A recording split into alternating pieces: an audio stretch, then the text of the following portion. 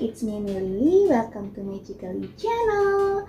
Nah, di video ini aku mau bahas 5 geng terkuat di Tokyo Revenger versi aku. Dan sebelum kita mulai pembahasannya, aku mau mengingatkan kepada kalian, buat kalian nih yang belum subscribe channel ini, please subscribe dan jangan lupa nyalakan lonceng notification-nya supaya kalian gak ketinggalan video terbaru aku. Aku juga mau ngasih tahu nih, ini akan mengandung spoiler, jadi buat kalian yang gak suka spoiler bisa langsung baca manganya atau kalian bisa tungguin update terbarunya dari Muse Indonesia dan langsung nonton di sana ya. Tapi buat kalian yang udah penasaran, mari kita lanjut buat bahas top 5 geng terkuat di Tokyo Revenger. Di posisi kelima ada Mebius. Ini adalah geng pertama yang kita temui di arc-nya Tokyo Revenger ya. Geng Mebius ini bisa dibilang mereka geng legendaris. Mereka itu salah satu geng motor tertua yang menguasai Shinjuku. Namun tidak diceritakan dengan jelas siapa pemimpin pertama dari geng Mebius ini. Yang jelas anggota mereka ini 2 generasi lebih tua dari Tokyo Manji. Nah, Nobutaka Osanai sebagai pemimpin ke-8 geng Mebius ini bikin kasus nih sama Toman. Dia meroyok salah satu teman dekat Pachin dan insiden inilah yang memantik pertikaian antara Toman dan Mebius. Pertarungannya cukup sengit, menegangkan, dan keterampilan berkelahi mereka ini nggak bisa diremehkan. Meskipun pada akhirnya Toman mengalahkan Mebius. Setelah pertarungan ini, Mebius terpecah menjadi 3 kelompok.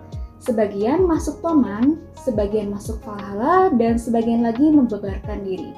Kisaki Teta dengan 50 anggota Mebius masuk ke Toman berada di bawah divisi ketiga dengan Kisaki Teta sebagai kaptennya sebagai ganti dari pembebasan Pachin dari tahanan. Kemudian Tsuji Hanma bersama anggota Mebius yang tidak bergabung dengan Toman atau yang tidak bubar itu bersekutu dengan Kazutora, yakni kelompok anti Toman dan membentuk Valhalla. Sisanya atau grup Osanai bubar secara permanen. Fakta yang cukup menarik dari perkelahian antara Mebius dan Toman ini ternyata perkelahian ini hanyalah alat konspirasi dari Kisaki Teta untuk mencapai tujuannya. Dimulai dari Kisaki yang memprovokasi Pachin untuk membalaskan dendam temannya. Kemudian Kisaki juga memprovokasi Paean dan Kiyomasa yang sama-sama memiliki dendam dengan Draken.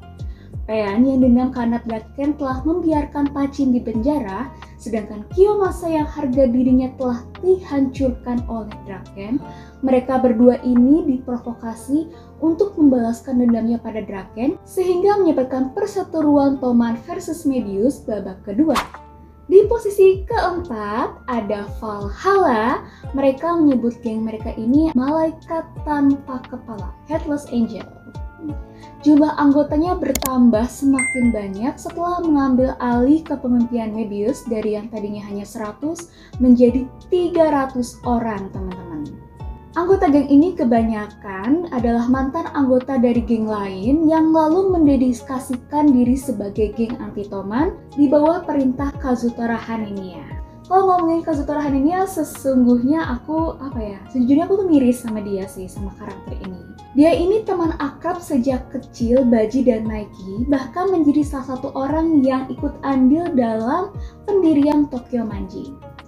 Saking dekatnya mereka, di ulang tahun Maiki, Kazutora dan Baji berniat memberikan hadiah ulang tahun, yaitu sebuah sepeda motor yang keren. Sayangnya, cara yang mereka lakukan salah untuk mendapatkan sepeda motor itu. Bukannya dari hasil jerih payah atau beli, mereka mendapatkannya dengan cara mencuri. Lebih parahnya lagi, bengkel yang mereka incar ini ternyata milik kakaknya Maiki sendiri. Shinichiro Sano, pendiri sekaligus ketua generasi pertama dari geng Black Dragon. Usaha pencurian tersebut ketahuan oleh Shinichiro. Karena panik, Kazutora memukul Shinichiro di kepala dengan kunci Inggris yang langsung membunuhnya. Momen ini dimanfaatkan oleh Kisaki Teta untuk memprovokasi Kazutora yang memiliki rasa bersalah karena telah membunuh kakak dari Maiki dengan membentuk geng Valhalla agar bisa menghancurkan Toman. Kisaki juga menyuruh Kazutora untuk menusuk Baji agar Maiki terprovokasi dan mereka pun bisa saling membunuh. posisi ketiga ditempati oleh Black Dragon yang tidak lain geng yang didirikan oleh kakak Maiki sendiri, Shinichiro Sano. Sebagai pendiri sekaligus generasi pertama geng Black Dragon, Shinichiro Sano mampu membawa Black Dragon ke puncak kejayaannya sebagai geng paling berkuasa di prefektur Kanto. Bahkan hingga kini pun bisa dibilang menjadi geng yang disegani di Tokyo. Di era Shinichiro Sano, Black Dragon ini berada di jalan yang jauh dari kata kriminalitas. Sayangnya setelah pindah ke generasi 8 yakni Izana Kurosawa yang tidak lain merupakan adik tiri dari Maiki, Black Dragon mulai rusak dan anggotanya mulai melakukan kekerasan. Arc Black Dragon di manga sendiri dimulai di chapter 78, di mana Takemichi hendak mengunjungi rumah dari Hakai Shiba. Berdasarkan ucapan Kazutaro, Hakai Shiba akan menjadi pemimpin ke-11 Black Dragon dengan cara membunuh pemimpin Black Dragon sebelumnya demi uang dan mengambil alih kekuasaan Black Dragon.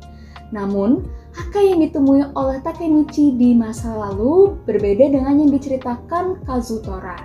Dia lebih ramah, sampai bahkan mengundang Takemichi ke rumahnya. Bahkan Hakai ini menyatakan persahabatan dengan Takemichi. Konflik dengan Black Dragon sendiri dimulai dari Takemichi yang dipukuli oleh Taiju, anggota dari Black Dragon, dalam perjalanan menuju rumah Hakai Shiba. Karena insiden ini, Hakai meninggalkan Toman dan bergabung dengan Black Dragon. Pertarungan pun akhirnya pecah antara Toman dan Black Dragon yang menghasilkan kemenangan Toman. Di posisi kedua ditempati Tenjiku. Bisa dibilang ini adalah lawan Toman yang paling tangguh dan berbahaya. Berbasis di Yokohama dengan jumlah anggota mencapai 400 orang. Isinya ini musuh-musuh Toman yang mengerikan karena pimpinan dan para ketua timnya adalah berandalan tulen yang sangat kuat. Mereka mengalahkan semua geng lain di Tokyo tanpa ampun, dan mereka ini juga berani menggunakan taktik licik untuk mengalahkan Toman dengan melakukan serangan mendadak hingga membunuh orang yang tidak terlibat. Sebenarnya Izana dan Maiki ini memiliki beberapa kemiripan, bahkan sifat mereka pun cukup mirip teman-teman. Mereka sama-sama mengagumi Shinichiro sebagai sosok yang inspiratif. Tapi hal ini juga yang membuat Izana cemburu pada Maiki ketika Shinichiro membuat Maiki mewarisi gengnya. Dia pun meninggalkan kediaman Sano dan mulai hidup sendiri. Dan lagi-lagi kisah Kiteta memanfaatkan momen ini untuk memprovokasi Izana agar membuat Tenjiku dan Toman saling menghancurkan sehingga Izana bisa membuat Maiki merasakan apa yang ia rasakan, yakni kesedihan ketika Shinichiro terbunuh dengan membuat Maiki menderita sebagai gantinya. Pada akhirnya setelah perjuangan keras Takemichi berhasil menyelamatkan Hinata. Toman pun kemudian dibubarkan dan hampir semua teman-temannya mendapatkan masa depan yang lebih baik. Ceritanya sih seharusnya sudah selesai sampai sini. Akan tetapi Ken Wakui, autor Tokyo Revenger, memutuskan untuk melanjutkan ceritanya karena masih ada teka-teki yang belum terselesaikan teman-teman. Karena ketika kembali ke masa sekarang, Maiki masih tetap menjadi dalang berbagai tindakan kriminal yang terjadi di Jepang sebagai pemimpin geng Bonten. Tidak ada satupun yang tahu kenapa Maiki bisa berubah jadi seperti ini. Karena setelah membubarkan Toman, Maiki memutuskan kontak dengan semua dan berubah jadi penjahat sungguhan yang paling diincar. Mulai dari judi, prostitusi, cuci uang, dan pembunuhan di Jepang dikendalikan oleh Bonten. Bahkan polisi sekalipun tidak bisa menghentikan mereka. Dan cerita perjalanan waktu Takemichi yang semoga saja menjadi yang terakhir kali ini demi menolong Maiki akan menjadi final arc dalam manganya.